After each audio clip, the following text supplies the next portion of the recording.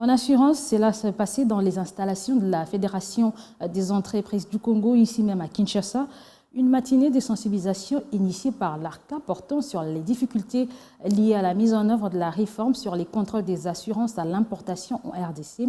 Alors, en présence des membres de la direction de douane et accises, tous les problèmes ont été évoqués par les entreprises dans un cadre d'échange fructueux.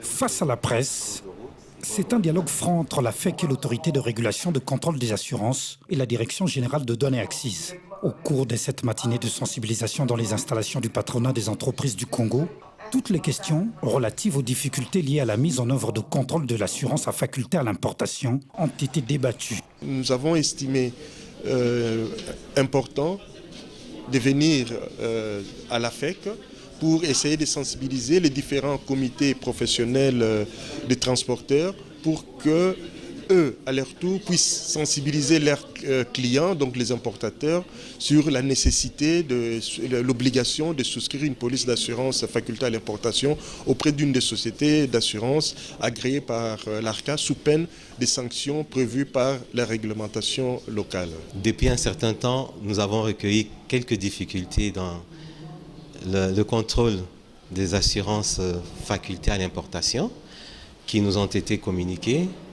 Nous les avons portées à la connaissance de l'ARCA et l'ARCA n'a pas hésité un seul instant pour venir discuter avec les opérateurs économiques directement. C'est l'objet de cette activité qui se déroule d'ailleurs jusqu'à maintenant. Cette forme d'assurance est une des 6 obligations prévues par le Code d'assurance, ici en République démocratique du Congo. Les représentants des entreprises œuvrant en RDC conviés à cette rencontre ont eu le temps de poser le problème qui se situe au niveau de la douane, institution chargée de mener ces opérations de contrôle par le ministère des Finances. Les problèmes qui ont été soulevés, pour la plupart, c'est la hauteur des amendes qu'on inflige aux opérateurs économiques. On prend le taux maximum, alors que c'est une amende.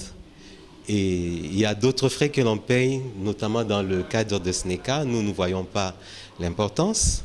Il y a la délivrance de certificats d'assurance lorsque quelqu'un souscrit, qui vient souvent en retard, alors que la loi impose un délai maximum pour délivrer ce certificat. Et ensuite, le problème, c'est aussi pour le secteur pétrolier. Il faut noter qu'à l'issue de contrôles qui ont été initiés, les problèmes d'ordre juridique et technique ont été identifiés, ce qui fait l'objet de cette matinée.